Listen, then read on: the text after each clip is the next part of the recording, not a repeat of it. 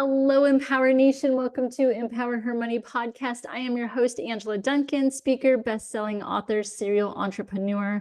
On this podcast, I talk all things money and business. Today's episode is sponsored by freemoneytipsbook.com, freemoneytipsbook.com. Head over there, download your free ebook, 7 Unshakable Ways for you to get started on your financial journey. Today's episode, I am flying solo because I wanted to talk to you about networking.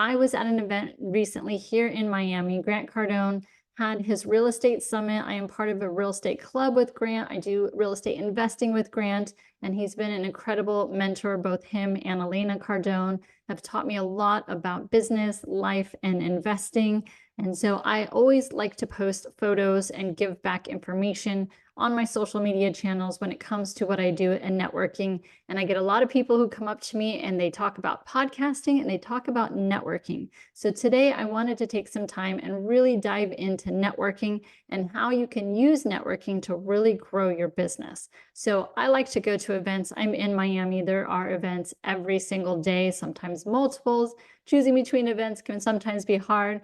But for me personally, what my first step is I look for networking events where I know there are going to be people who are doing bigger things than me.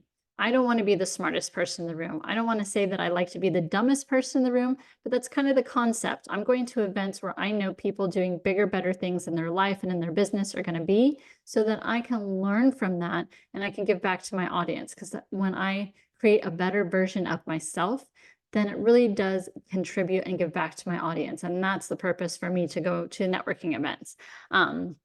So some big takeaways I want to encourage you is to make the networking event worthwhile for you. Not only are you going to first pick networking events that are in your lane. For example, I go to a lot of networking events that talk about business because that's kind of what I teach. That's what I talk about on my podcast, Empower Her Money. But there are going to be times that I'm going to step out of my lane and go to events such as coin collecting or learning more about cars or AI technology, which I'm still trying to wrap my brain around most days. But normally I will pick an event, a networking event that is something that's going to help my clients, my audience, my podcast, so that I can learn more information and then bring it back and implement it in my business, but also teach others how to implement as well. So you're at a networking event and you're taking notes and there's a break or there's an opportunity before the networking event or after the networking event. You want to meet new people. That should be a goal of yours, but not just to say, I'm going to meet 100 people, right? That's not what you do, but go to the events with intention, meet people and figure out, how can I help you? And one of the lines that I heard recently and that I've started to use, instead of asking people, what do you do for a living? Because that's kind of generic, that doesn't really stand out. For me, I'm asking, what exciting projects are you working on right now? Or how can I help you grow your business? So those are two very open-end questions. So it's not a yes or a no type of question, but one, when you're asking them about their projects or what they're working on, you get to hear what's exciting that they're working on right now. You get to feel their passion, and perhaps someone that you might be able to connect with them so that they can, work on that project and go bigger with it. Or maybe you want to learn more about it and you become part of the partnership with the project. But when you ask them first, what is it that you're working on that you're most excited about? It really helps you to build a deeper relationship with that person. That way you can help support their business and perhaps they're going to help support you, but that's not the intent. The intent is to figure out what they're working on. The other thing that I like to ask, or what I like to say, is how can I help you grow your business? And some people just don't know because they don't know who I am and they don't know what value or gifts I can bring to them. But you can also ask them, what is your biggest struggle right now? That's another question. That's a great open-ended relationship building question so that you can figure out perhaps what their pain point is right now. And again, it gives you an opportunity to give back to them. Like, make an introduction that someone can help them with that, or maybe it's something that you're skilled at and you can give them some advice to help further their mission in their business. When I meet people, I do have a QR code on my phone, so that's great for some events.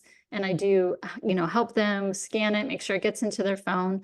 And this is something that most people probably already do, but you take a photo of that person so that you can save it as their contact if they don't have the ability to have a QR code. My QR code does have a photo of me, so you remember what my face looks like. But if they don't have that ability and you're just taking their information and putting it into your phone, take a photo of you and them and send it to them so that they can use that to save your number as well. The other thing I love to do is when I get back from a networking event, one, I'm going through my text messages and all the contacts and emails that I received at the event, and I'm jotting it down, but I don't follow up with them right away. What I like to do is give them a few days. Perhaps they came to Miami and they traveled from somewhere else. They had some ideas. They got to get back to their business and their family life. They took a few days off, so they're playing catch up. I wait till the following week and I go through that list, and I like to send them a personal video message. And it goes something like this, like, "Hey, Veronica, it was so nice to meet you.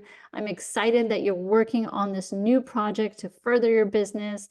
I had so much fun at the networking event, and I am here to help you. What can I do to help you grow your business?"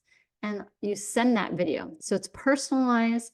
You're remembering what your conversation was about. You're remembering their business, which keeps it top of mind for you should you come across anything that can help them with their business. But that personalized video will help them remember you too. So, for example, for me, if someone's sending me a message and they want to know what they can help me with, well, I'm growing my reach for my podcast, right? So I might send them a link to the podcast and ask them to follow, like, subscribe wherever they're listening to podcasts. But it helps me grow my audience, and hopefully I can interview them in the future, or they might know somebody else that owns a business, a female entrepreneur that would be a great guest on my show as well. I do get that one probably most often. But sending that video continues that conversation, opens more dialogue so that you can get to know them and their business and work together and figure out a way on how you can help their business grow. Again, with no intentions of coming back to me, but really just being a part of their life to be able to further their business. Because I know that for me, for example, I know a lot about money. I know a lot about investing. I know a lot about journeys and credit card debt. And if that's something that I can help them or someone in their audience, then that way I can grow my audience and my business and still be able to give back. So that's a good part of it. And then I also, from writing down that list, oh yes, writing down that list, I almost forgot about this one. I go through social media and I find them, whether it's on Facebook, Instagram, LinkedIn. Those are my three main platforms. And so I'm looking for them there. And it's just another opportunity for you to be able to send a video that way, because then it stays in their inbox. And then you can also send it on their phone if you want to go both ways of reaching them. But at least find them on social media and make that list. As soon as you get back, it should be one of the first things you do when you leave the networking event is make the list of all of the people you want to find, follow up, send a message to, so that you've got a good working list. Now, I also take those contacts and I put them in my CRM. If you have an assistant, that's a great way for you to not necessarily use your valuable time on some tedious tasks like that, but making sure that you have their contact information in a place in which you're using. So I use my CRM. I send out emails. I can send out videos and links. So I'm making sure that I put them in my CRM so that I can at least be able to reach them with what I'm doing and exciting news as well. So utilizing network events to your best ability, not just attending events and making it a social hour or seeing your friends, but being intentional when you're going to the events helps the event be a better place for other people and helps your business grow. It can help other people's business grow. So hopefully you have enjoyed those tips on how to best utilize networking events to grow yourself both professionally and personally. I've met a lot of great friends through my networking events here in Miami that are still friends today. Hopefully that gives you some good guidance on networking, and you will be more intentional with your networking in 2024. If you're interested in throwing a networking event, or if you have an event in Miami or anywhere else, because I do fly and love to travel, let me know, send me a message. I would love to learn more about your event. And if you're looking for a speaker, I do that as well.